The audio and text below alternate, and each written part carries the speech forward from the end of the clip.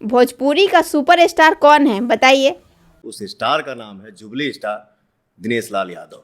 अब आप बताइए भोजपुरी का सुपरस्टार कौन है। पवन सिंह ही पावर स्टार है। भोजपुरी इंडस्ट्री में अगर भाईचारा किसी से सीखना हो तो इसका जीता जागता उदाहरण है पवन सिंह और दिनेश लाल यादव निरहुआ। क्योंकि पवन सिंह और निरहुआ हमेशा किसी भी इंटरव्यू में एक दूसरे का सपोर्ट करते हैं। इनका इंटरव्यू देखकर कभी भी ऐसा नहीं लगता है कि दो स्टारों का इंटरव्यू देखा जा रहा है, ऐसा लगता है कि दो भाइयों का इंटरव्यू हम देख रहे हैं। पवन सिंह और निरहुआ की पॉलिटिकल पार्टी भले ही अलग हो, लेकिन ये दिल से हमेशा एक दूसरे से जुड़े होते हैं और ये हमेशा अपने फैंस को ये मैसेज देते हैं कि सभी लोग एकजुट होकर रहो ताकि भोजपुरी इंडस्ट्री का ग्रोथ हो सके।